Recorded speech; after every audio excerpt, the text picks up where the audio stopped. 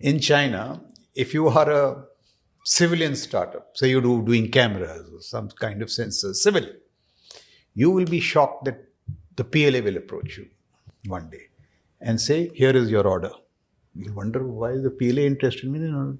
Take the order. Now, if you're particularly bright, they will hold your hand till commercial viability. They will hold your hand till you play the market or till you sustain yourself to play the market. And if you're brilliant, they will say, sab kuch chhod do, mere saath aao. I will take care of all your finances. Why? We have to beat the American startup which is looming in the horizon. It is strategic to beat international competition. In India, the brightest startup will have to battle L1. We don't do it strategically. We do it in a very... Our metrics are accounting, L1. Their metrics are strategic. Now, does it surprise you that 2003 to 2007, if you take all the emerging critical technologies, there are 65 of them, I'm told, technologies and subsets, America, the sole superpower, led in 60 out of 65. Then through initiatives like this, military-civil fusion, diaspora strategy, 1,000 talents plan, by 2019 to 2023, China leads in 57 out of 65. Look at the dramatic inversion of technology. So my deduction in the book that if there is one reason or one major reason why China is beating most democracies, it is because of military-civil fusion. And any other country which is also working on the same model? No, but they are all reacting. So I'll give you examples of what Israel is doing, USA is doing. But what should bother us is that a supposed autocracy thought of all these clever ways to beat the West. You look at it, the first three industrial revolutions were led by UK and the West. So they ruled the world. In the fourth industrial revolution, I think 3 weeks back, Rush Doshi, an Indian-American observer of Chinese, the Sino-American competition, gives you dazzling figures. In the fourth industrial revolution, every metric China is leading. So what is it?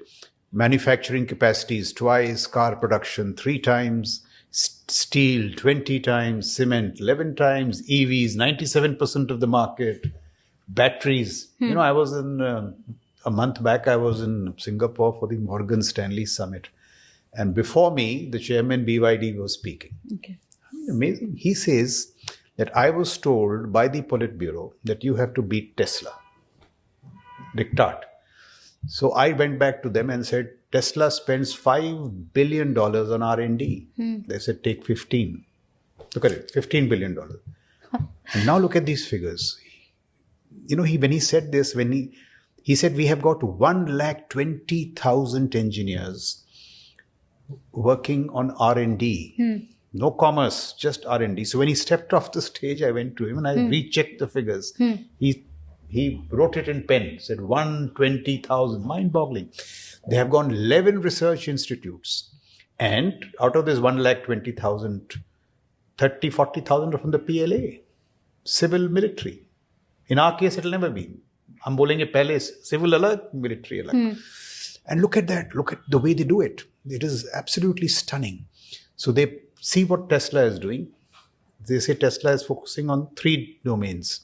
Energy, AI, what these guys call intelligentization, I don't know for what reason, the Chinese, and next generation robotics.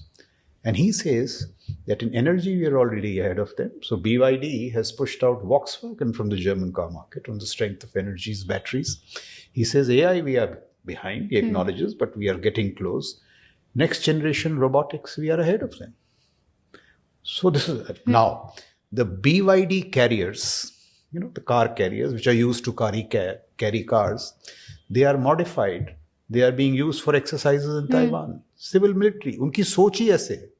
If you are from a shipping corporation in China, a private shipping corporation, you will be told कि ये आपकी ship है ना, इसमें ये थोड़ी जगह छोड़ दीजिए missiles के लिए, ये जगह छोड़ दिए थोड़े for some radars and all that. उसकी जो costs हैं, cost delta, PLA will bear it. What do you have to lose? Their whole outlook is like that. And they will give you one more example. See, batteries. I believe every year every 10 years, the Politburo picks on one technology. So 10 years back, they picked on batteries. Agar India mein the Prime Minister says batteries, I mean, people will say, Exactly. make memes out of him or on that subject. Look at it. So they have designed 450 courses in their university system on batteries. You have to go through that list.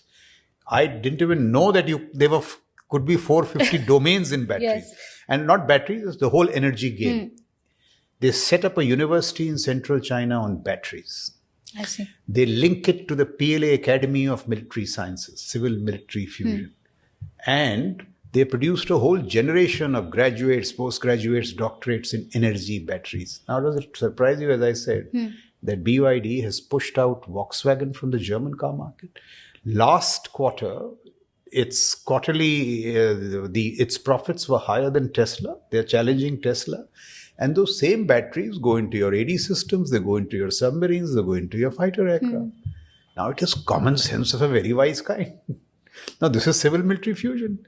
How do these ideas come to them and why they don't come to us is... The only thing that occurs to me while you say this, how does India adapt this? How does India take this up? So I pose two rhetorical questions. Why did we abandon our wisdom in the first place when I said Saraswati, Lakshmi, Durga Commission? Wasn't it brilliant? What do the Americans do? They take talent from all over the world. Satya Nadella and all those guys, they are there. Their university system uses that talent to produce technologies, and that those technologies fund 800 military bases around the world. What underwrites the dollar are those bases. Sorry. People don't understand this. The dollar is the reserve currency because of military power. Now, what is it? Is it not Saraswati Lakshmi Durga Commission? Whom did I hear it from? Devi Narayan Mishra. Now, where does he source it from? God knows.